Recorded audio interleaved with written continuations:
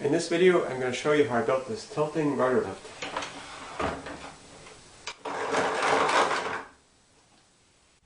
I'm going to start by making the wooden tracks for the sliding mechanism.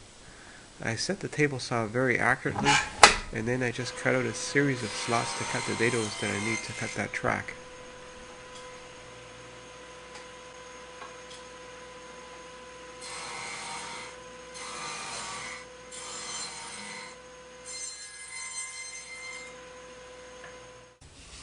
So let's check it for play. Got about 5 thou on this end. About the same.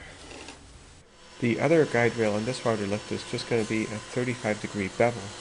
That way when the clamp is tightened, it'll always push the square guide rail up against one side. The cut is fairly tricky to make because the 35 degrees, I have to pretty much cut that upright against the fence because the blade only tilts so far. So I've got the track on one side and the bevel on the other side, and this part is going to mate on here, and the bevel track is going to glue onto it like so. So the tricky part is how to line that up exactly right. So what I've done is I put this on here and I made sure that was level, and then I measured the space I had in here.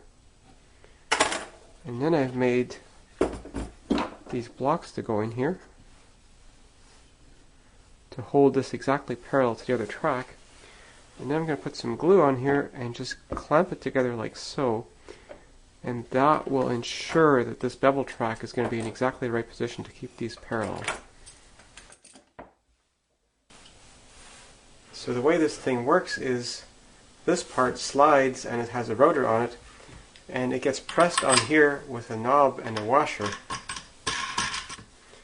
And when that knob is tightened, that presses these together, and this wedge will force that over onto this side. So whichever small amount of play this one will have, it'll always be pressed into that corner so that the position is absolute and consistent. I came up with a neat design of sort of a compound angle for the gears, and I made a gear pair for testing, and it runs pretty well. So those are the gears I used for the rudder lift.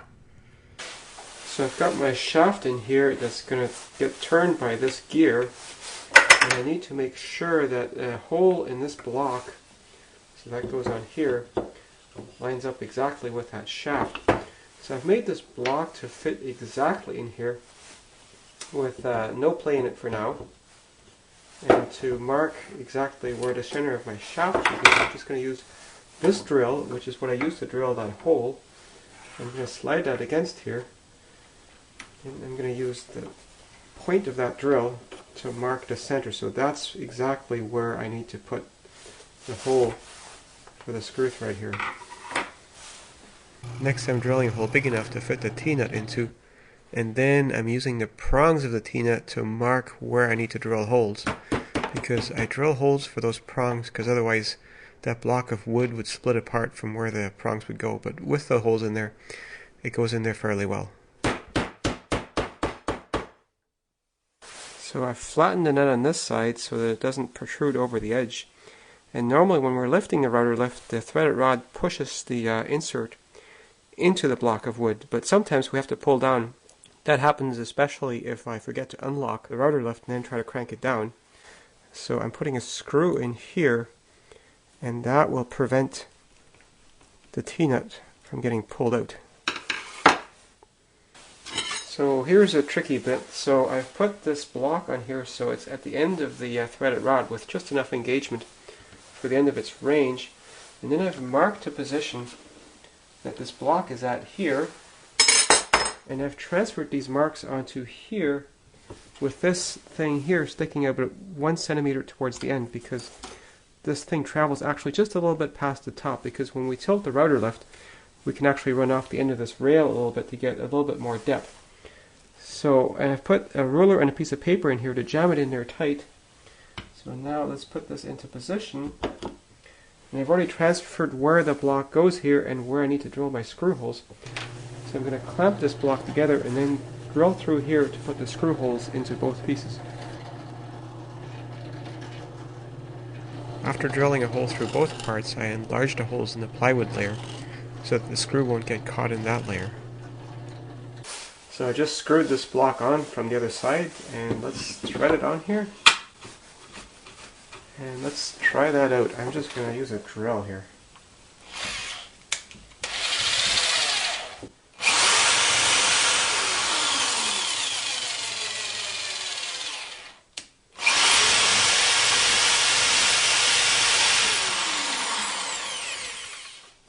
Seems to work. Now with the router on here, the cutter head is going to be out here, and there's going to be a great tendency for chips to fall into here. So I need to block that off. So now with the screw in here, when this is in its lower position, that screw comes quite a ways up here.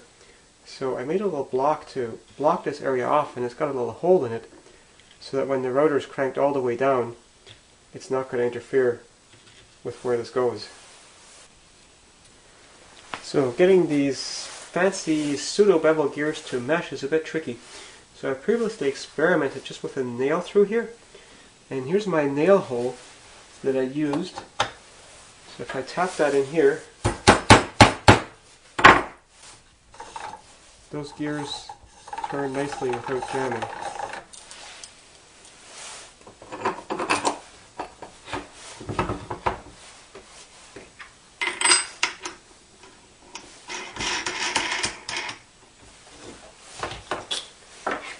Now I'm only screwing this machine screw into a slightly undersized hole in the wood, and the more often I screw that in and out, the looser it will get, so I'm only going to screw it in by just a couple of turns, just to make sure that the whole thing fits. So let's see.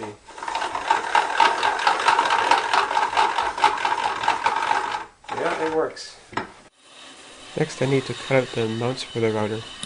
And I'm just using my paper template to cut these out. They're shaped for a standard 3.5 inch or 89mm diameter router body. And I need to make a cutout around these clamps for a hose clamp to hold the router onto the clamp. So I did that with a router table and then cutting the corners on the bandsaw.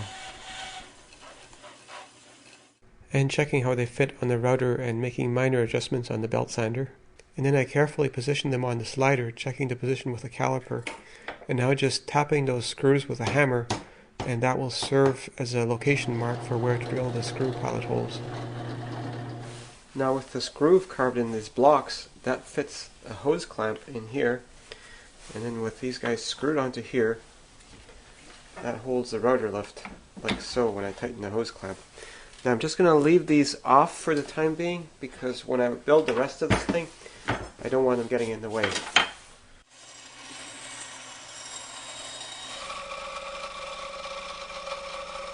So with the router mounted on here, the whole router lift is going to tilt like so. And to allow the tilting action, I'm going to mount these two hinges on here. And I've added an extra hole to each of these hinges just to give me a little bit more mounting, because I'm only able to attach to about 2/3 of the hinge. So with these extra holes I should get a bit more hold. To mark the positions for the pilot holes for my flange, I clamp a piece of wood in place to act as a guide, and then carefully place that flange in place, and once I have it in the right position, just tap the screws to mark the pilot hole locations. So this flange thing is going to go on here, and then there's going to be a threaded rod or bolt that goes through here to pull these together, to pull it against the bits that go on here. So to give these guys a bit more support, I'm going to put this in here, and that's got a bit of a relief for the knob. The space is really tight in here. The next thing I built is a table for my router lift. So I've got my guides all clamped to the board, and if I put the router down on here, I can verify that that will cut exactly to the line.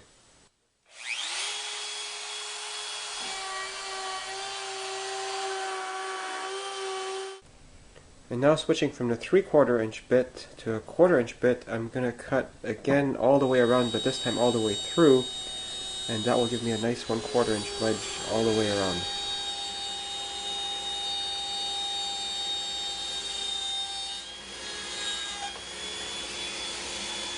So after I cut out that insert hole, I chisel the corner square, and then it's ready to receive the insert. I drilled out some holes in the corners for the dust to escape and also added a tab and a magnet to hold down the insert. So here's looking at it from the bottom, and the magnet is enough to hold it up against gravity. So that should be enough to hold it down against the wind from the router. So the next thing I built is the fence. I started by cutting out all the pieces on the bandsaw and then gluing them together just with butt joints, and then I drilled some holes for the dowels to insert the dowels after I actually glued the whole thing together. I later cut those dowels flush with the surface. I also needed to cut some slots in the front so that I could mount the fronts of the fence in an adjustable way, and I cut those slots with my slot mortising machine. I put some T-nuts in the bottom of the table so that I could then screw my fence to it. I cut some knobs out on the bandsaw and then drilled a hole in and carved that hexagonal so that I could then insert a bolt into it. Now the other thing I did is I embedded some small magnets in the bottom of the knobs so that the washer would stick to the knob when I lifted off the fence.